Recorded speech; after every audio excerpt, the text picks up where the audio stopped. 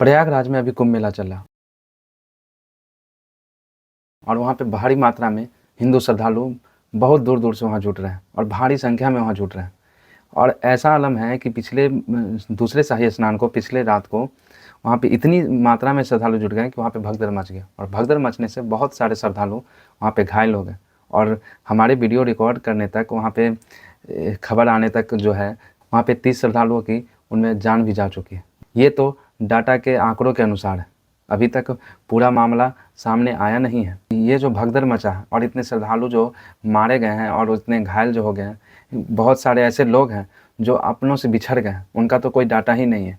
लेकिन हम आज बात करेंगे कि ये सब जो हुआ है, इतने श्रद्धालु के मौत के जिम्मेदार कौन है, ये जो भगदड़ मचा है इसका जिम्मेदार कौन है, क्योंकि कोई भी इस भगदड़ का जिम्मेदारी अपने ऊपर नहीं लेना चाह रहा। तो चलिए ज़्यादा समय नहीं लेते हुए वीडियो को शुरू करते हैं। मौनी अमावस्या के रात को प्रयागराज में कुंभ मेला के दौरान भारी संख्या में वहाँ पे श्रद्धालु जुट रहे थे और सरकार का भी अनुमान था, जो ऑफिशियल अनुमान था कि वहाँ पे मौनी अमावस्या के दिन ये कुंभ के दूसरे शाही स्नान के दिन वहाँ पे बहुत भारी मात्रा में श्रद्धालु जुटेंगे।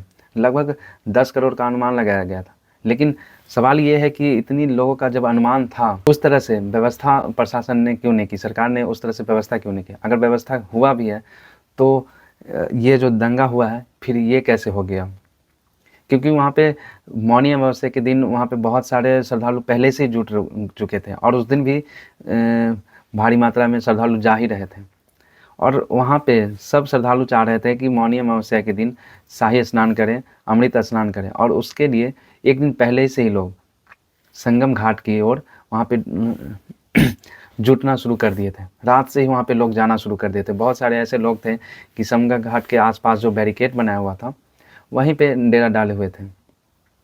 लेकिन श्रद्धालुओं की संख्या इतनी हो गई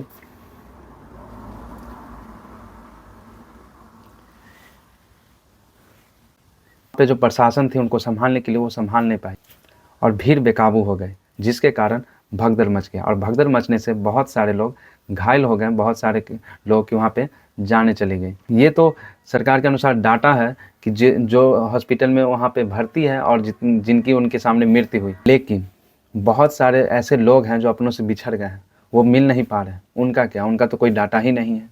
इन सब की जिम्मेदारी कौन लेगा, कोई नहीं लेना चाहता है। लेकिन आज हम बात करते हैं इसी जिम्मेदारी के बारे में। ये सब का जिम्मेदार और कोई है तो 2-3 जो मैं बताता हूँ वो खासकर जिम्मेदार हैं और वो जिम्मेदार उसमें से हैं, एक सरकार है, एक उनकी जो गोदी मीडिया है वो है जो सही से वहाँ की व्यवस्था नहीं बताती, और एक जिम्मेदार है हम लोग खुद, क्योंकि सरकार को पहले से ही मालूम था कि इस महाकुंभ में, इस जो महाकुंभ लगा है इस बार बड़ी संख्या में बहुत भारी मात्रा में श्रद्धालु वहाँ जुटेंगे। महाकुंभ में कुछ दिन विशेष होते हैं जिस दिन भारी मात्रा में लोग वहाँ जुटते हैं और शाही स्नान करते हैं।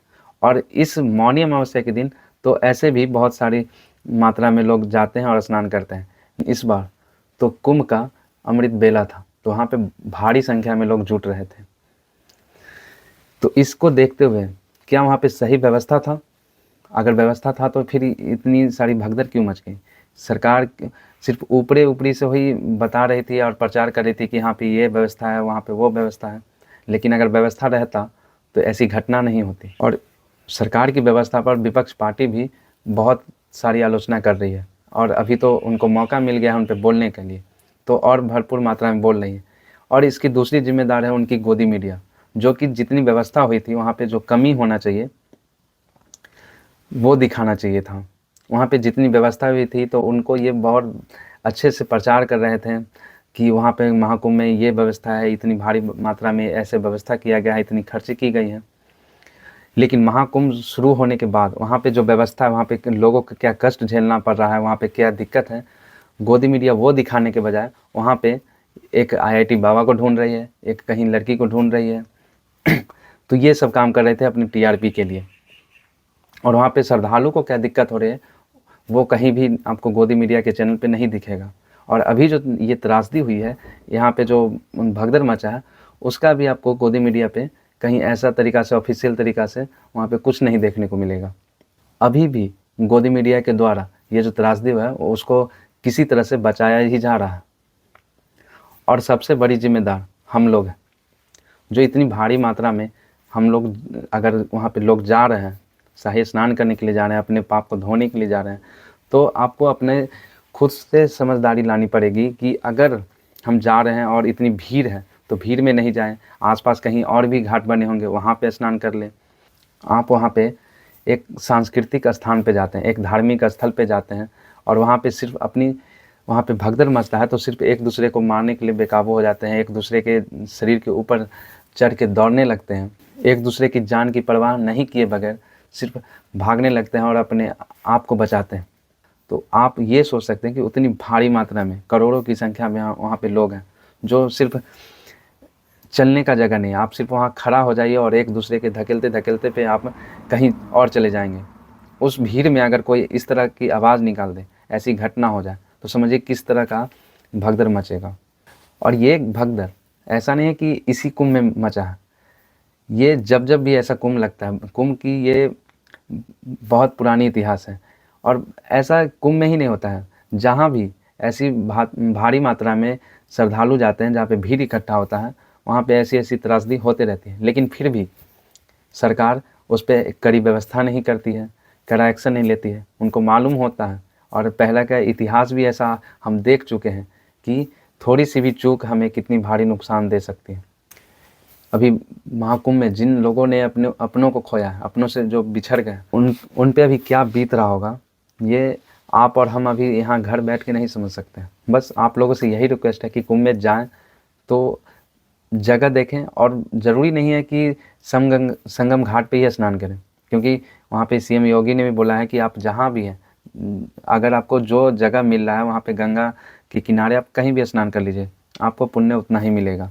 क्योंकि ज़रूरी नहीं है कि आप संगम घाट पे ही जाके स्नान कीजिए, क्योंकि एक संगम घाट होगा, वहाँ पे कितनी मात्रा में लोग जुटते हैं, वो सब एक जगह नहीं इकट्ठा हो सकते हैं। और इस भगदड़ के बाद यूपी सरकार ने कुंभ मेले के लिए कुछ नियम बदलाव भी किया है।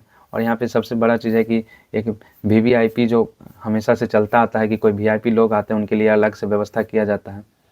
ये उस जगह पे नहीं होना चाहिए जहाँ पे इतनी भारी संख्या में लोग आ रहे हैं।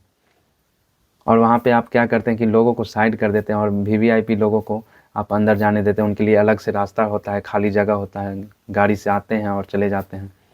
वहाँ पे बड़ी दूर दूर से जो लोग आते हैं वो कितना कष्ट झेलते हैं, आप उनकी दुख को समझिए। और इस भगदड़ के बाद यूपी सरकार ने कुछ बदलाव किए, तो जितने भी लोग वहाँ पे मारे गए हैं और जितने घायल हैं और जो लोग अपनों से बिछड़ गए हैं, उनके लिए हम संवेदना प्रकट करते हैं। और जो अपनों से बिछड़ गए हैं वो जल्द से जल्द आपस में मिल जाए, यही हमारी भगवान से दुआ रहेगी।